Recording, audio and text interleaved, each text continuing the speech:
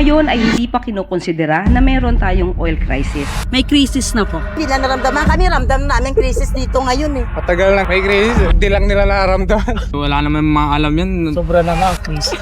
Crisis na tayo.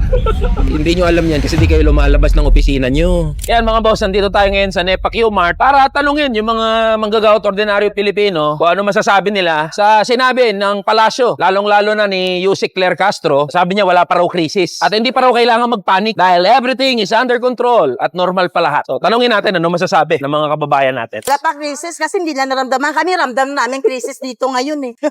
Sige nga, magkano lang sasahurin mo, ang mahal lang bilihin. Sa kanila sila okay kasi nasa taas sila eh. Pumunta sila sa baba para malaman nila kung okay o hindi. Kaya nga, baka nagtatagulan. Baka manakaw yung malita eh. Ayan, Auntie Claire, may tip sa'yo si Ate Judy. Pumunta kayo dito at malaman nyo kung ang tao dito nagugutom o hindi. Ayo. Dalo natin ang crisis, matagal ng ramdam ang crisis. Matagal na may crisis, hindi lang nila nararamdaman. Kami lang naghihirap na. Oo. Yung mga, maliit ang dapat makulong. Wala naman maalam yan.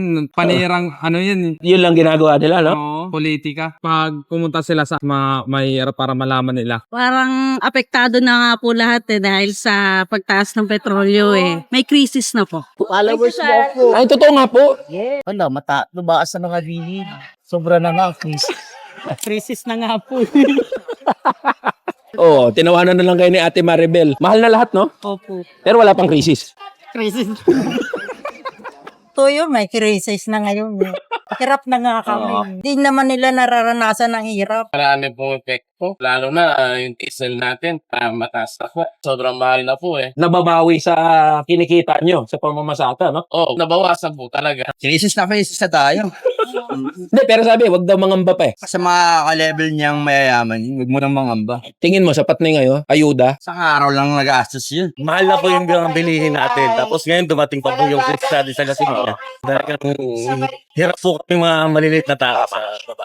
Ayan. Okay, si Boss Alberto na nagsabi, hindi nyo alam yan kasi di kayo lumalabas ng opisina nyo. Mag-commute kayo, labas kayo ng opisina nyo, malalaman nyo ano ang tunay na kalagayan ng mga ordinaryo Pilipino. Ayan, Undersecretary Claire Castro, PBBM at kayo mga nandyan sa palasyo. Kayo na lang ho ang hindi naniniwala na may krisis na nararanasan ang mga manggagawa at ordinaryong Pilipino. Dapat ho, ang attitude ninyo ay crisis mode na emergency mode. Ang maganda nyong gawin, isuspende nyo yung excise tax, yung value-added tax sa mga produktong petrol, i-address nyo yung issue ng sahod ng mga manggagawa. Walang problema sa ayuda, pero kung ang tugon ninyo sa problema ay puro ayuda lang, napakalaki ho ng problema natin. Mismong mga manggagawa at ordinaryong Pilipino na ang nagsasabi, may krisis, may problema, dapat umaksyon na ang ating gobyerno. Tara na, kamanggagawa.